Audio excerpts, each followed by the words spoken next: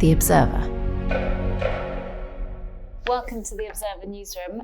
It's great to see so many of you here in person, and I think we've got quite a few people joining us online. We are here to discuss Chloe Hadjimatheo's remarkable reporting into The Salt Path, the best-selling book. We're going to talk a bit about the story, how Chloe came to the investigation, and we're also going to talk a bit about the implications of the investigation. So what it means for publishing, what it means for questions about memoir and non-fiction, and what we should take away from why this is an important story to tell. I'm going to do a few questions with Chloe, and we're going to talk a bit about the things that we worked on together, and then I'll open it out to you here in the room. And I think also the people online may also be able to ask some questions, I hope, that we'll hear from many of you throughout the course of the next hour. So we'll jump in.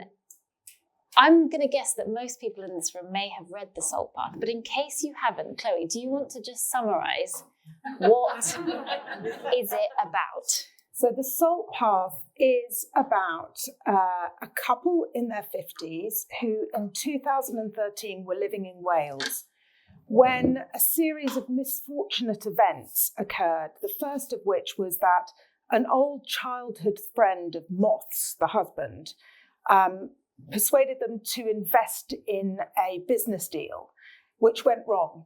And then this childhood friend, who they call Cooper, said that they were liable for his debts. They went to court and fought this, but lost, and the judge decided that in lieu of the money that they owed this man Cooper, they would have to lose their home.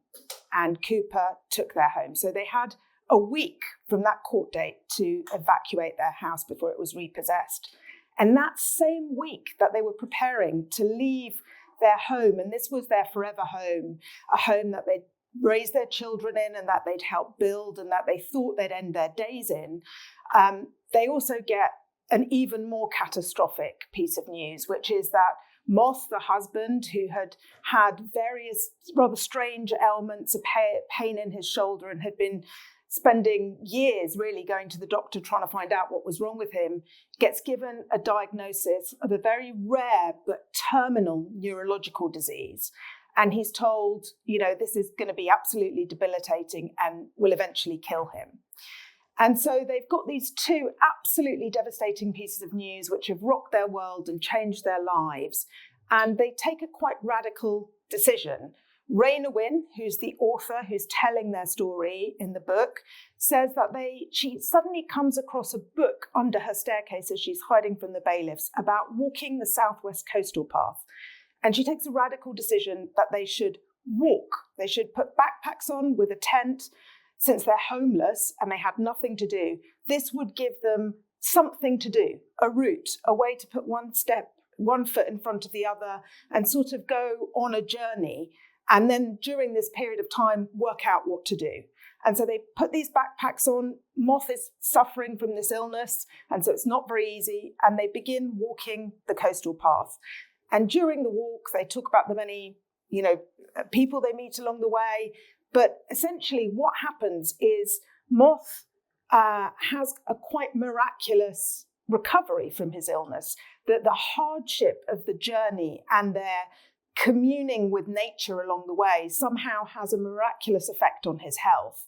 And by the end of the book, he's much better, he's much stronger.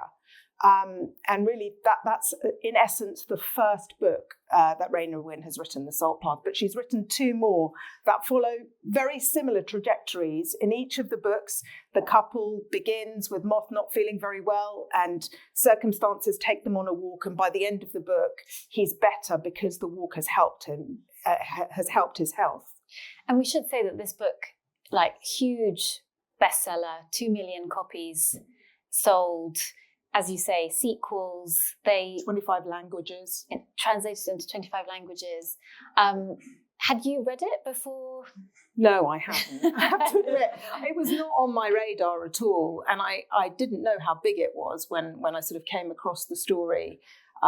It's not my particular cup of tea, but I can see what it was in it. When I was reading it, I could see what it was that sort of touched people so much. And so how was it that you first got a tip that this was something that you should investigate, because your previous investigations have been into Syria, have been into the International Criminal Court. It feels like quite a pivot. Total pivot. It's very weird. Sometimes people think you're the right person for a story, even if you wouldn't have known it yourself. So I was contacted by somebody, a member of the public, who had met Raina and Moth and had suspicions that they were misrepresenting Moth's illness, that they were in some way exaggerating it. And they said to me, I don't have any evidence, but I am suspicious and I think you should look into them. And he gave me a crucial piece of information, which was that they actually had legal names that they hadn't put into the public domain, which was Sally and Tim Walker. And I would never have been able to find that information myself. And so that was really, really crucial. And the other thing this person told me was that they originally came from this particular town in Wales, a small town in North Wales, which again, I wouldn't have been able to guess because that wasn't in the public domain. So those two pieces of information were really crucial. But I have to admit, at the beginning, I was a little bit suspicious that this person might have an axe to grind. I remember we talked about it upstairs. We often have these meetings where we're talking about ideas for new investigations. And I think you had said you'd had this conversation and we're all kind of like, what's in it for them? Maybe this person has an axe to grind, but also what's the public interest here? It wasn't totally clear. So tell me, what did you do after that, after you started to put those first pieces of the puzzle together? And when did you get a sense that actually this is in the public interest, this is worthy of a proper investigation? So the first thing I did was research the illness, because this is what the person had brought me, was that, there was an issue with the illness. And it became clear very, very quickly that almost everybody who has this illness, or everybody who has been diagnosed with this specific condition, corticobasal degeneration, dies in awful, awful circumstances. It's a terrible disease and it usually takes people really quite early. So after onset of symptoms, the average is 6 to 8 years. And I started speaking to neurologists who were telling me that they hadn't really seen anybody survive beyond 12 years, 13 years. And Moth had had this condition for 18 years and had no visible acute symptoms. But before really I did anything else, one of our editors, Kerry Thomas, pushed me to contact Raina and Moth right away, which is quite uncomfortable because normally we get all our ducks in a row, we have all our investigation, and he said, no, I think you should just ask them. And so I contacted them very early and said, look, we're interested in Moth's sort of recovery and understanding it better. The film is due to come out soon. Could we do an interview? And I had a bit of back and forth with them and their agent, but it didn't amount to anything. And in the end, they stopped responding to me. So then I had to move on with the investigation. And actually, in your initial article that you published, the questions around the health were really secondary to the sort of startling revelation that you had discovered. So I have to say, really kind of classic bootstrap journalism means, which was going and knocking on doors in the village that they had this home and looking through land registry documents. So just remind us, what was it? What was the sort of central claim that you made in that article that proved to be so impactful? So what I discovered was that the origin story of how they lost their home, which was that they'd been conned out of it by this childhood friend, Cooper, I discovered that there was a lot more to it than that wasn't strictly true.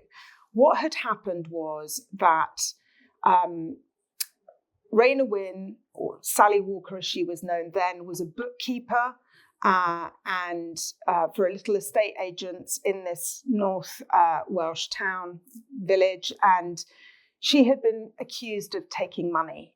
And she had been arrested by police and investigated. They'd searched her home. And then she had done a runner and gone down to London to a rich relative of her husband's and borrowed from him £100,000, with which she had paid off the money that had gone missing from her employer and covered legal costs on both sides. And in return, her employer had agreed not to pursue criminal charges, and so no charges were ever brought against her, but also he agreed not to ever talk about it again.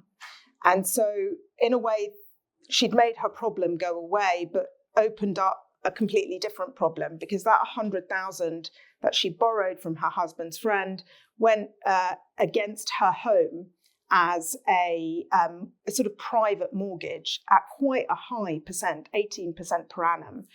And when this friend and relative of theirs, when his business went bust, which was quite soon after he'd given them the loan, that debt got transferred to people who didn't know Raina and Moss, or Sally and Tim, and so they called in the debt. And it took about 4 years from the moment that debt transferred to people they didn't know, and a whole kind of legal process before eventually the court agreed that the house should be repossessed. And again, it took about 6 months from the time that they were given notice of the repossession to when the bailiffs actually came in. So there was a very long period of time for them to get used to the idea that they were losing their home. And just tell us, Chloe, because I'm sure people here are curious, like, what was that information that you discovered based on? Just talk us through, like, because I remember there were a couple of moments where you came to me and you said, I think I have it now. I think I've got this document, or I found this person.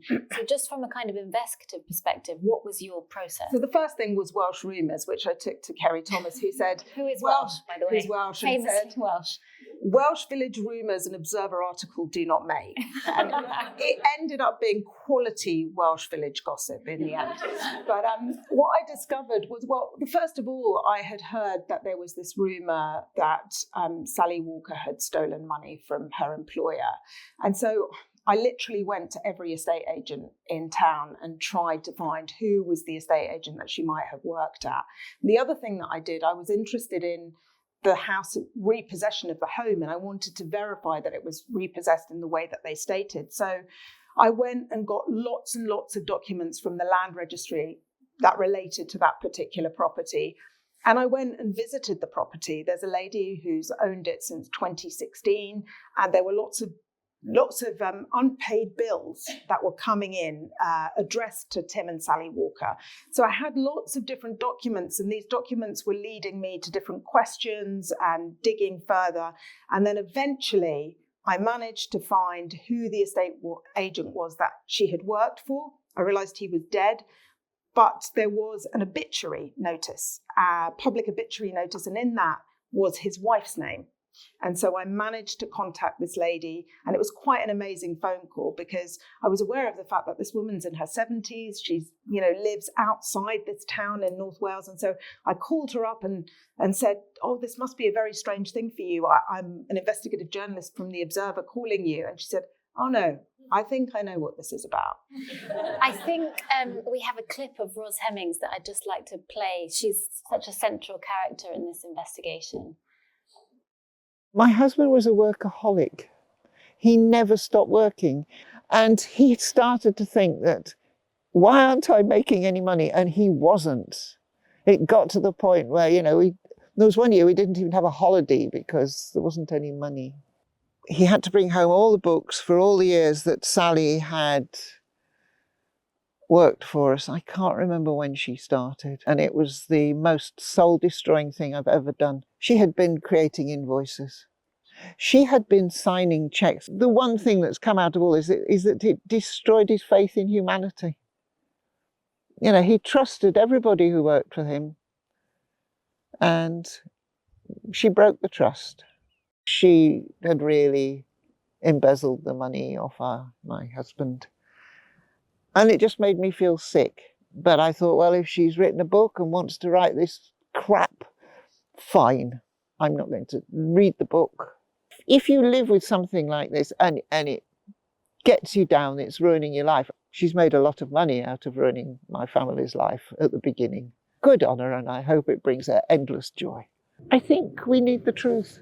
Other people could well have been hurt by all of this. I think it's nice to hear from Ros, because I think it brings us to the next part of this conversation, which is, why does this matter? Because there have been criticisms of this reporting since we published, sort of along two tracks, which I'd like to sort of explore head on, because I think we benefit from doing that. One is the question, does it really matter? You yourself have investigated war crimes and, arguably big things. And whether or not somebody did something in a book some people have criticised you and said, well, just leave them alone. You know, they've had some success. What's the point? So what's your answer to that? I think it's an interesting question. And actually, one of the books that this has been compared to, one of the most famous instances of a memoir that turned out not to be everything that it promised, was James Frey's A Million Little Pieces. And I think the comparison is interesting because in that particular case, if you haven't read the book, it's about a guy who talks about his drug addiction. And I think he was a drug addict. He just exaggerated a lot of his experiences through his drug addiction. He made up his own truth in that. But I think what we see from Ros there is that by publishing what they did, when Raina Wynn wrote her story, The Salt Path, she cancelled Ros's truth and what Ros had gone through. And so I think that matters. When you start changing the truth for other people, then I think that is an issue. But I think the other thing, ultimately, the thing that we felt was the biggest reason to go with this investigation. And also, actually, I do think it matters that people pay money for something that they believe is true. And we can get into that a bit later about, you know, does it matter if a memoir is true when it purports to be? I think it does, because I think there's something very different from believing something is a true story to believing something is maybe a bit true-ish. But bigger than that, we decided really was the health claims in the book. And those really gave us the strongest public interest and the feeling that this wasn't something we could leave alone, because there were a lot of people who have all kinds of neurological conditions that were affected by this book. And actually, interestingly, you don't know this, but the guy that edited, the sound designer who edited our audio documentary that came out today, his mother has this condition. Wow. And he said that so many different times over the last year, he's been told, oh, you really should read The Salt Path. And so the idea, Raina Wynn is very clear in her sort of rebuttal to us that she wasn't giving health advice to anybody else. Well, yes, and it is my job to ensure that we do include Raina Wynn's responses to us. So she was very clear in a statement that she published on her website after we had approached her. She didn't share an extended statement with us. Initially, what she replied was that The Salt Path lays bare the physical and spiritual journey that Moth and I shared. This is a true story of our journey. But then after we published, she published much more on her own website. And she did sort of seek to rebut some of the central claims of Chloe's reporting. And on the allegation that she was misrepresenting Moth's illness or misrepresenting the effects that walking might have on the illness, she says, I've never sought to offer medical advice in my books or suggest that walking might be some sort of miracle cure for CBS. But I think you feel quite differently, having read the books with a fine tooth comb and seen what people take away from it. I think that's the key thing. I think she definitely makes the claim that walking has had a miraculous effect on her husband's health. And I think it's very difficult to put that out in public to people who have had a terminal diagnosis. And I mean, this is a really awful condition where the doctor says, you know, there is no treatment. There is absolutely nothing we can do for you, and it's terminal. And so you're desperate, really. And so the idea that putting the story out there and that it wouldn't have an impact on the families and carers and sufferers of corticobasal degeneration, I think is at best naive, maybe. I think, you know, one of the things that impacted me the most during this process was how many people contacted me after that original article came out. And we should be clear, the article didn't claim that Moth was lying in any way. What we did say was that what he described, what he has described in public and what Raina described in the books doesn't tally with anything that doctors have seen in clinic. None of the doctors I spoke to, who are all specialists. All specialists in this particular condition. And I've spoken to one even more recently, actually, last week, who was even more categorical, and he's been involved in clinical trials. And he says, nothing has ever been shown to slow the progress of this. No social or environmental thing or medical treatment has, or even, you know, physical physiotherapy or anything has slowed or stopped the trajectory of this illness. There is nothing that we have found so far. But let's talk about that specifically, because I think it is the most sort of morally and philosophically tender part of this investigation, because obviously Moth has a right to privacy. And when we were doing this investigation, we have to balance his right to privacy with what we believe is the public interest. So just talk me through the process. I mean, you've kind of alluded to it already about the impact that this has on, but how did you come to where you ended up in your own mind? It is difficult because it's so sensitive. I mean, people's health history is one of the most private things about a person, and we were very aware of how sensitive this was.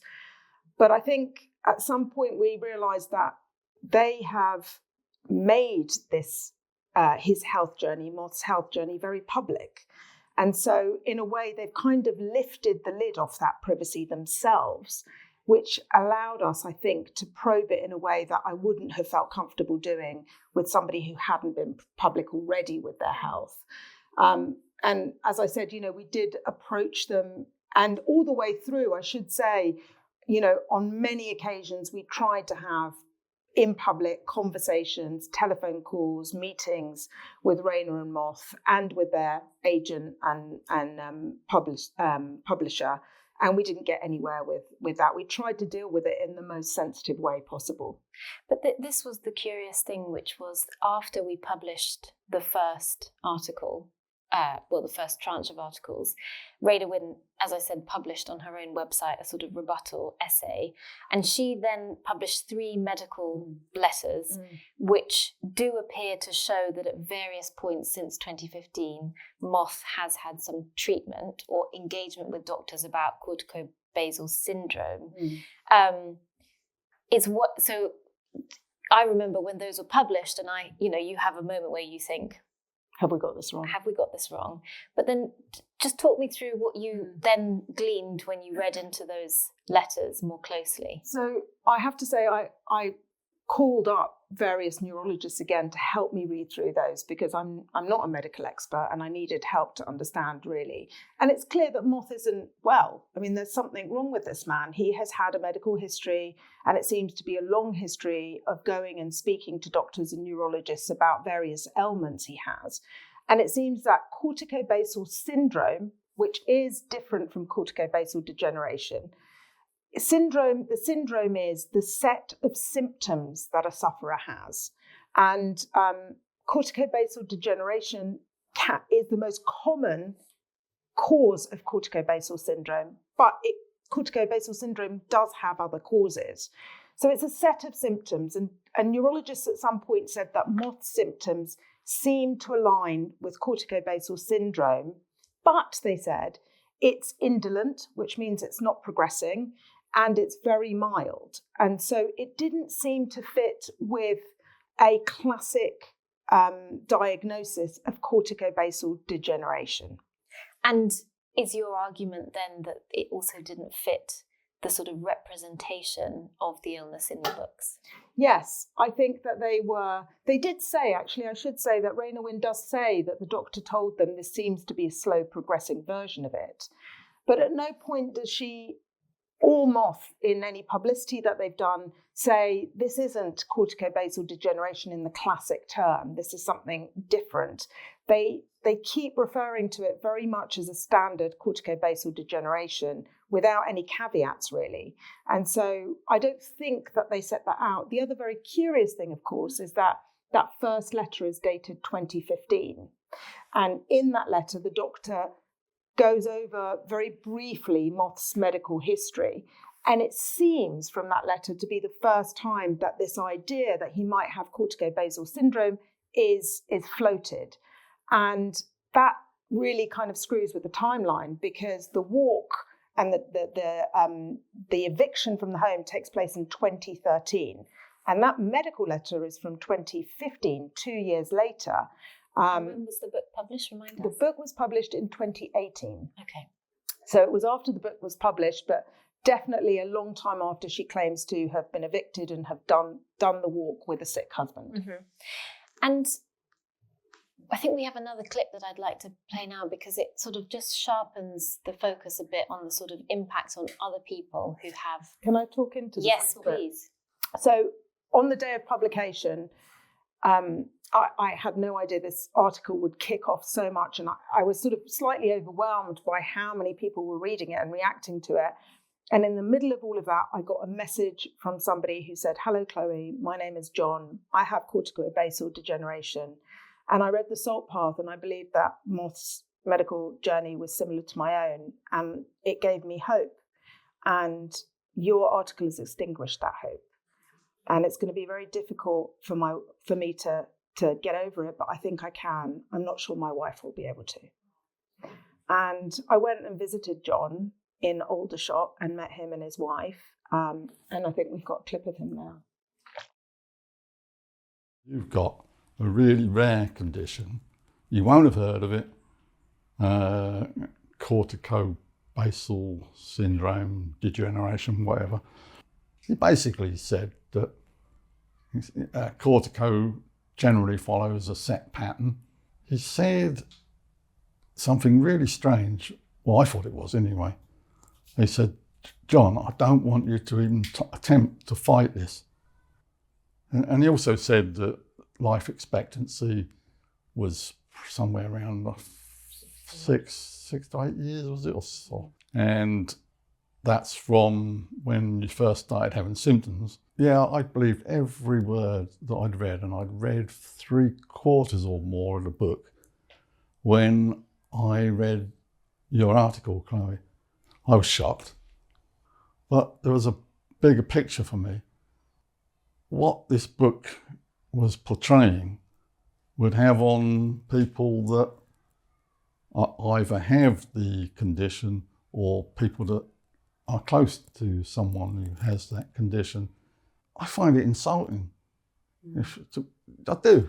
I find it insulting that if someone's trying to tell me that this irreversible disease you've got that has no cure, no medication, well, it's your own fault because you haven't walked enough. That's certainly a theme, isn't it, among people who felt that the book's message was unhelpful, that it sort of put the onus on the sick person to go and walk and reverse the symptoms, or that was something that I saw in quite a few comments afterwards. It is. I mean, we've got to be very clear. Raina Wynn has not said that, if you have corticobasal degeneration, you should go out and walk, otherwise you're to blame for your own symptoms. She definitely has not said that, and neither has Moss anywhere. But that is what, people have taken from the books. And I was contacted by lots of people who were carers for people with corticobasal degeneration who for years have felt incredibly guilty that they didn't push their sick relatives harder, even though they knew deep down that they couldn't have possibly done a walk like this, but they felt guilty in some way that should I have done something more? I'm going to ask a couple of questions about the publishing industry and sort of the world in which this book came from, because I think that's really important too. And then we'll open up to questions. So start thinking about what you want to grill Chloe on.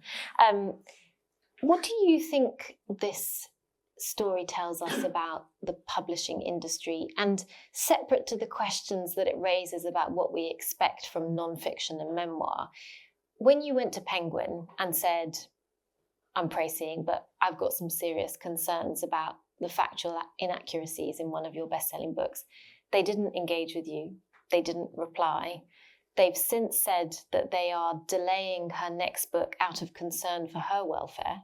They have responded publicly to say that they think that they did all due diligence. They did all due diligence, but they didn't respond to you. No, and they published that comment, interestingly, in an industry publication, The Bookseller, which is behind a paywall. So they were speaking very much to the industry and not to their readers. Yeah, and we published an article by a woman called Amelia Fairney soon after your investigation came out, Chloe, and there was one part of it which I think is really worth reading out. She mentions another example. So she said she worked at Penguin for 28 years. She said, "I witnessed this firsthand, this sort of push for profits and sequels and churning out more and more books. over a sort of critical eye and thorough fact-checking. She wrote, "I witnessed this firsthand at Penguin Random House a couple of years ago when Wifedom, a prize-winning author by Anya Funder's acclaimed biography of Eileen Orwell, had faced public criticism from experts over historical inaccuracies." And she said, "What I observed were first and foremost the impulse to defend and protect the reputation of a valuable author." Is that something that you think tallies with what your experience had been? I think it's really hard to overstate how successful Raina Wynn has been. I mean, she is one of the, let's say, top 10 non-fiction memoir authors in the last decade. She's huge. And I have to say, her books are still selling really well. And possibly I've driven more traffic. I think we may have. In that direction. If you weren't into these books, you're probably going, I want to read that now. So she's still doing really well. She's still in the top 10 Sunday Times bestseller, non-fiction bestseller list. So I think there is that. I mean, to be fair to publishing and to Penguin, you know, they're not investigative journalists. And what I did was a lot of digging, and, you know, the Observer gave me the time to go to Wales and to sit and trawl through, you know, legal documents and speak to medical experts. So I think there is a question about what due diligence means in publishing and what it's fair for us to expect them to do.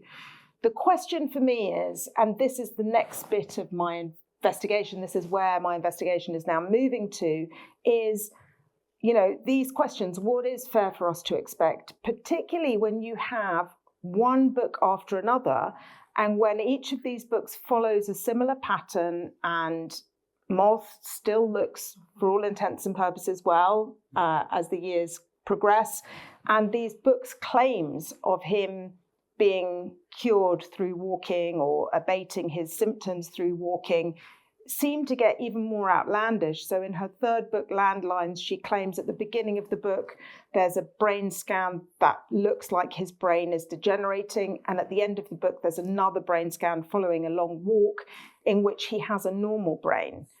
And so I think at that point it's fair to say that, you know, the publishers might have wanted to look into that a little bit and do a bit of due diligence. And on that note, are there questions that you have for Chloe? We can see a couple of hands already. Great, now I can actually see. We'll take the woman in the black, I think black top, in the third row. Would you just introduce yourself and let us know who you are? Hi, I'm Susan, and actually, so last year I had you come as a guest speaker on Zoom to my class at my university for telling true stories. So I have two questions which are related. One's from the sort of non-fiction angle and one's from the publishing angle.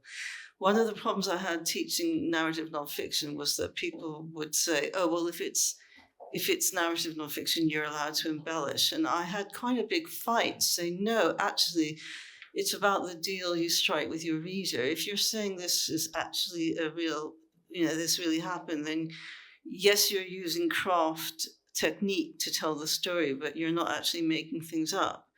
And I've heard of responses to your reporting that were somehow blaming you for spoiling their fun. So I was kind of curious, you know, from readers saying, why is this stupid journalist, you know, spoiled everything for us? So I'm curious to know how you respond to that. And then the related thing is, you know, to do with publishing, which is that, you know, publishers, as you say, they say, well, we did due diligence, and the author signs a contract saying that what they've given us is true. And so it's their problem. But I feel to some degree that's a little disingenuous because, you know, if they have motivated reasoning here, they have an interest in if they think it's going to sell, they have a motive for sort of not looking too closely. And I'm wondering what ways are there to encourage publishing to actually be a little, just use their spidey sense a bit more. Yeah, I mean, I think that first question is interesting because that's the same business we're in, narrative nonfiction. You know, we do an investigation and inevitably there's a curation process. We don't tell absolutely everything that we've discovered. We decide what is most important and what, you know, our readers need to know. And with a memoir, I don't think anyone expects an unedited version. That would be quite unbearable. And I think also, you know, with dialogue, I think there's a certain amount of expectation that this is as best as you remember it, but as close as you can get to what your memory is. I think there's a very big difference between omission and commission. And so I think what was shocking about the version of the Salt Path that I discovered was that she had invented a truth about how she lost her home, which very much created a sense of victimhood, which I think was not, it didn't tally with the truth that I'd found, and painted her in a very different light. Now, arguably, you could say, actually, the truth would have made an even better book, you know, and maybe a good editor could have prized that out of her. But I think it's difficult, and it's interesting. I've spoken to editors on your second point about the fact that there are contracts that authors sign, which very much puts the legal onus on them. If there are any, if anyone sues the publisher because of something in the book, and it could be libel, it could be anything, but it could be, you know, as happened in James Frey's case, I think that the publisher had to pay out, we want our money back, that the author is liable. And what I've heard from publishers is, we hope that that scares the bejesus out of authors and that that keeps them in line. The question is, does it really, and is it really going to get to a point? I honestly can't see a situation in which Raina Wynn is going to have to pay out for Penguin, because Penguin isn't out of pocket and doesn't seem to be out of pocket even following my reporting. So I don't think there's going to be a legal cost to Raina Wynn at this point that I can see. The questions. The lady in the second row with the... that's you, yeah.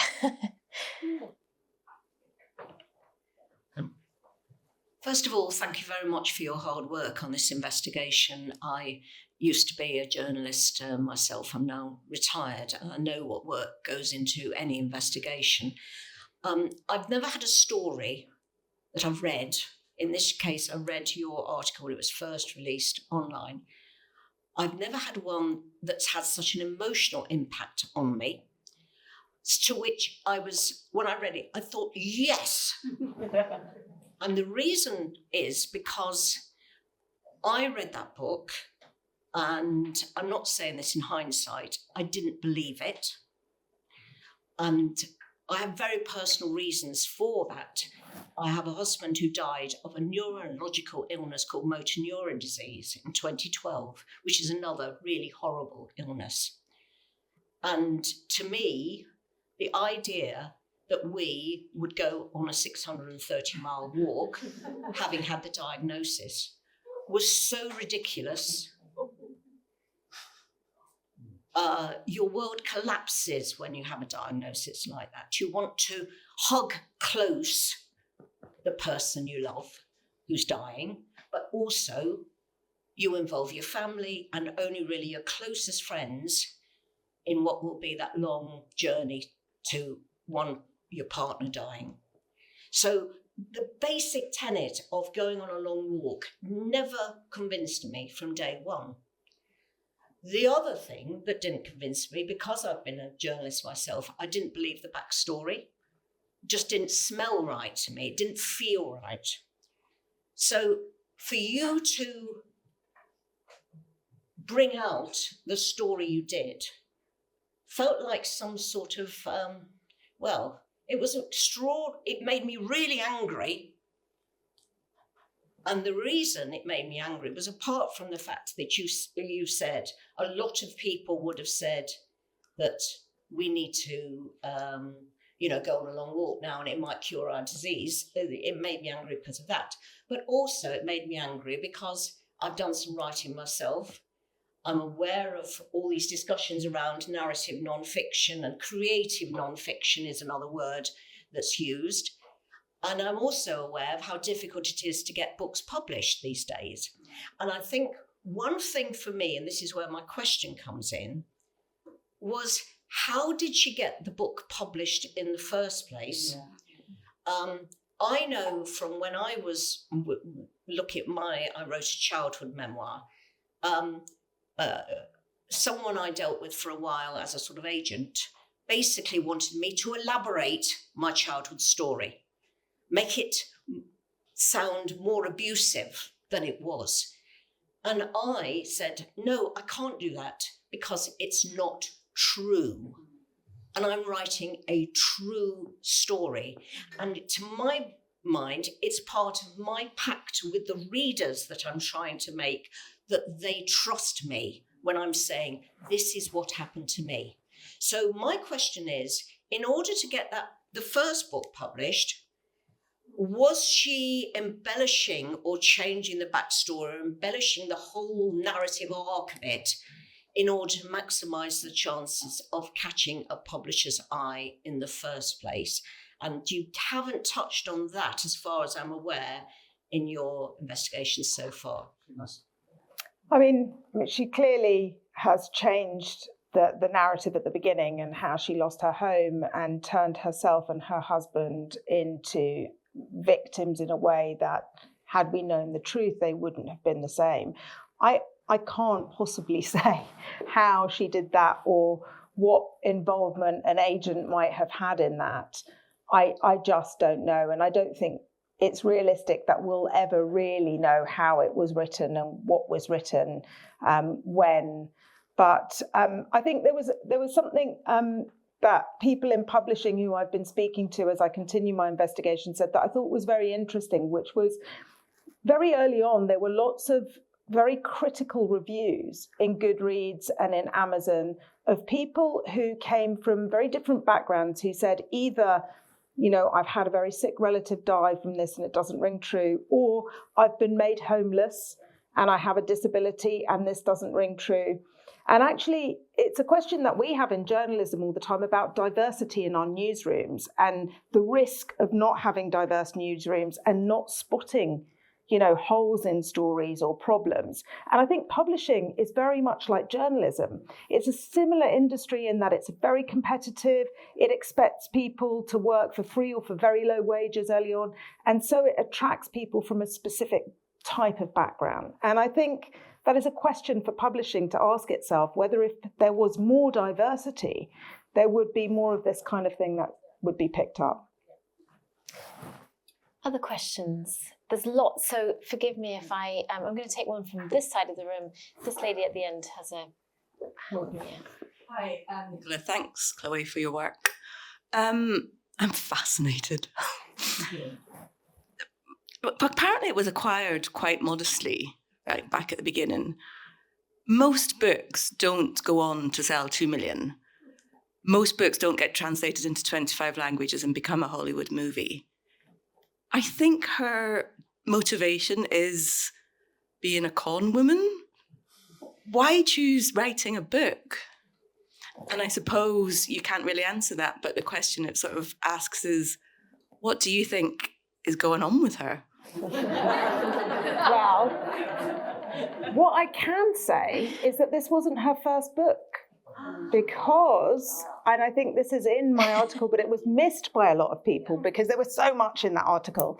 So when they were faced with the prospect of losing their house, Tim and Sally Walker did this really quite unusual thing. They started a publishing company and they published one book, and that book was written by somebody called Izzy Wynne Thomas.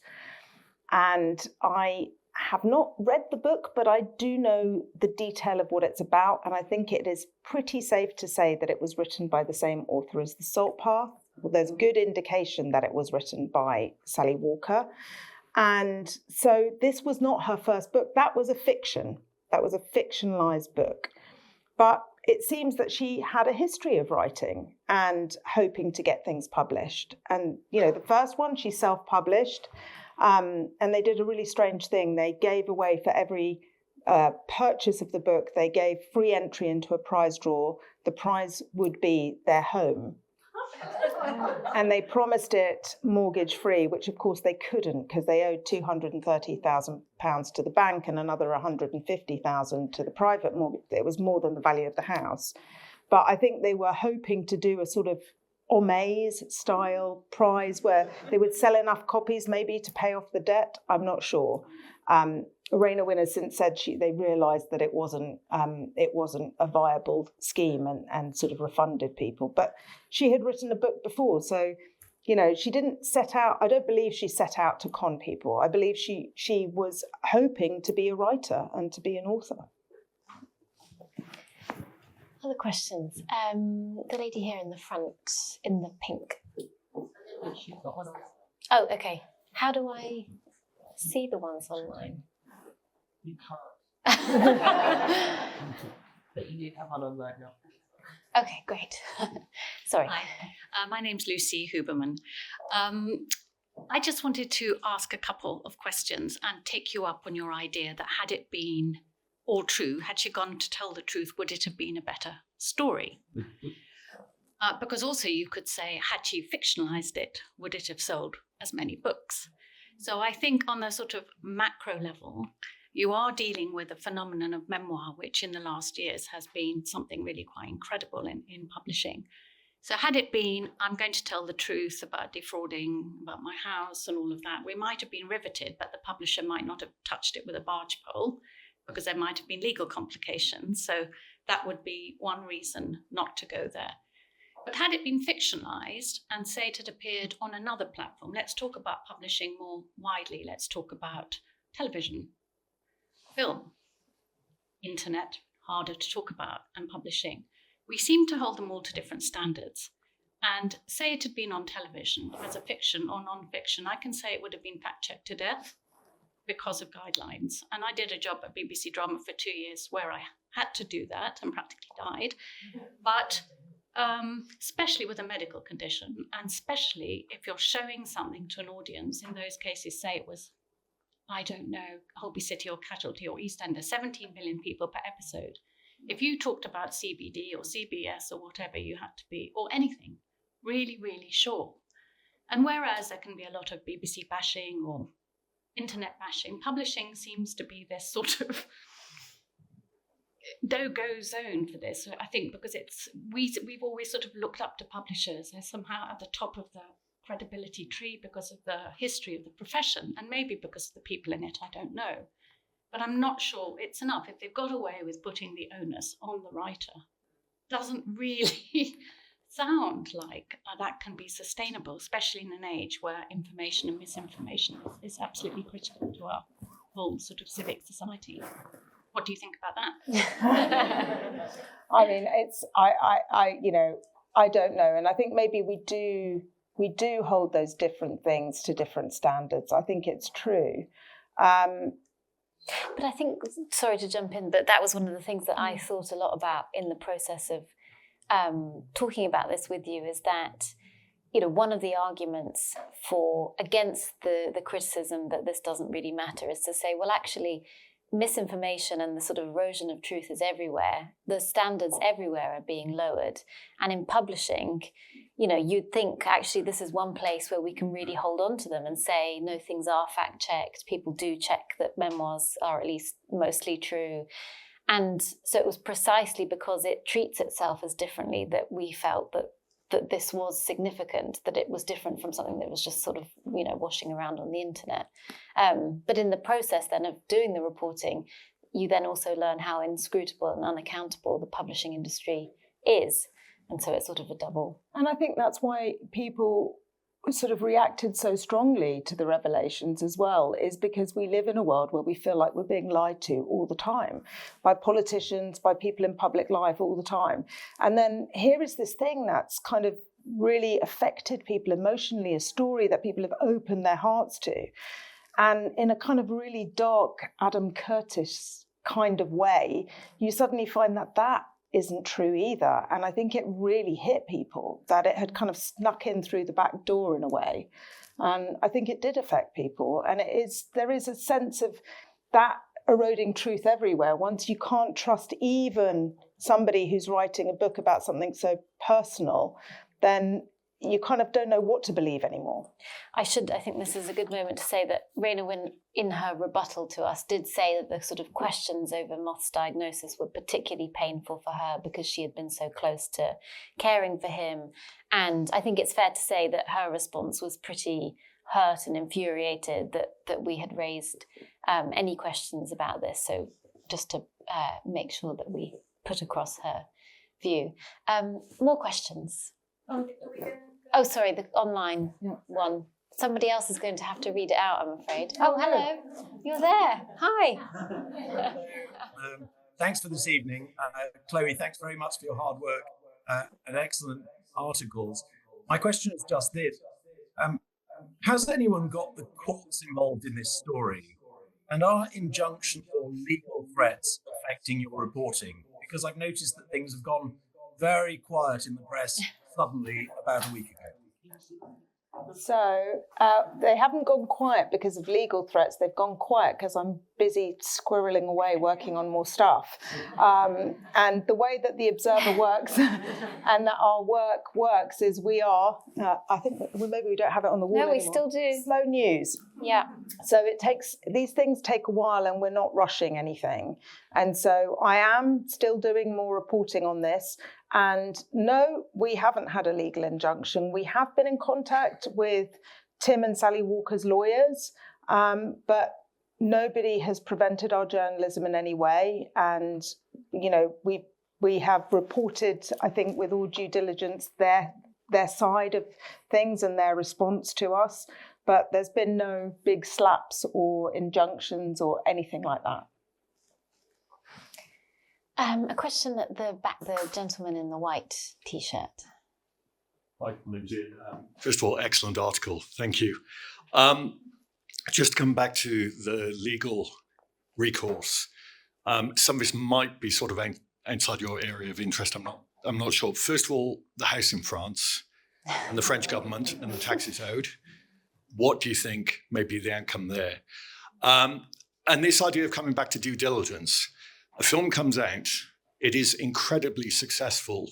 I work in film, and I know that cinemas have cancelled screenings around the country. It's yet to open in Germany, where the film company thought it would be huge, and it's yet to open in the US. And the knock-on effect of that, if they don't show it, is that this is a film that might have been a prime award season candidate, is not going to be in that, and there's a huge amount of money lost. I just wondered your thoughts on that, about legal recourse perhaps from a production company. So to take them in order, the house in France, which I went and visited, is a total ruin. It's a wreck. It's not only is it not inhabitable, I couldn't actually enter the structure because it was too dangerous. I mean, I don't even think it's restorable. It's over as a house. Apparently, it was habitable when they bought it in 2007. I don't know.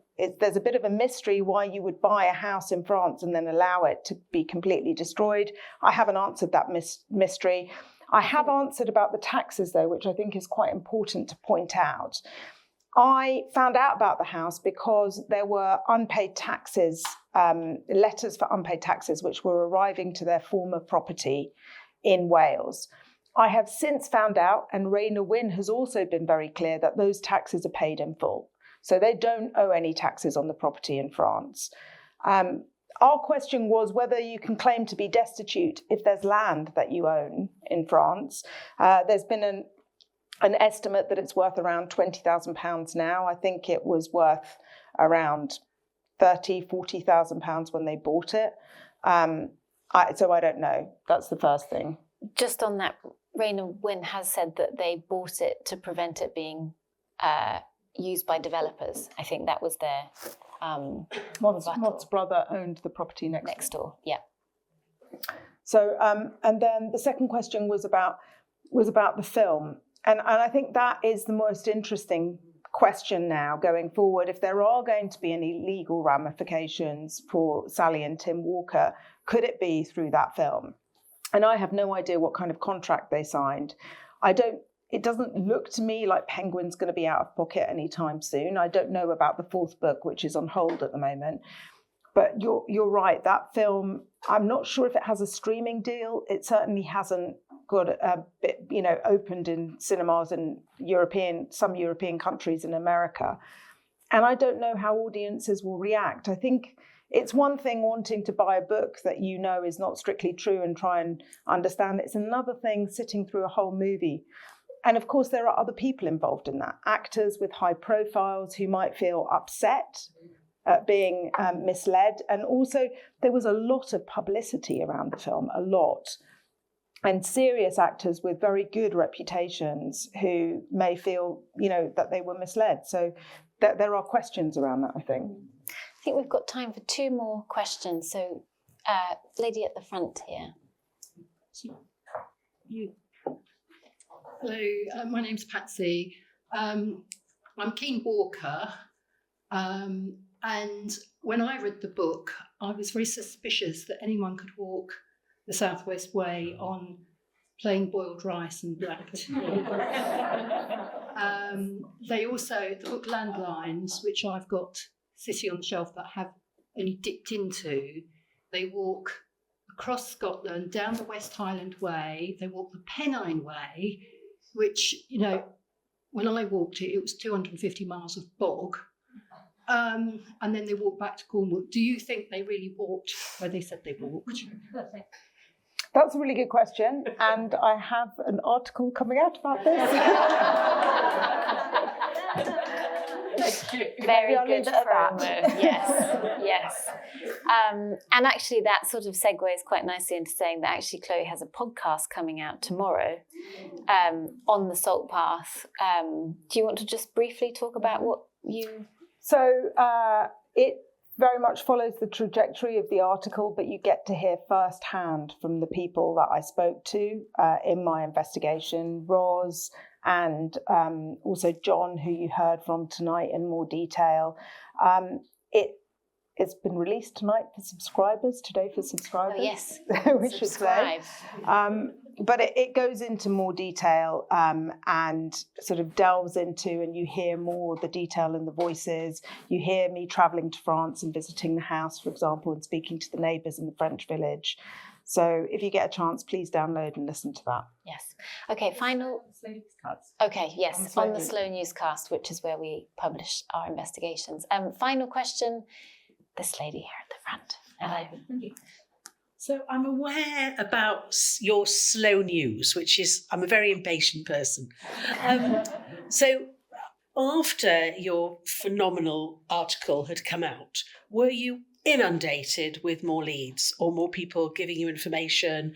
Like, we saw them on the path, we saw them book into a hotel. I'm just interested to know, and you obviously probably don't want to say anything because of slow news, but where did you get an avalanche of not an avalanche, but I will tell you that I have an article coming out in which I speak to some of the people that they have visited and some of the places that they visited along the way.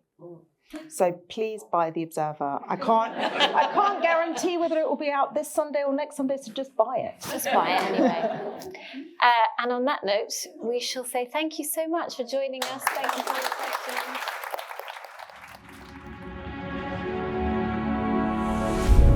The Observer.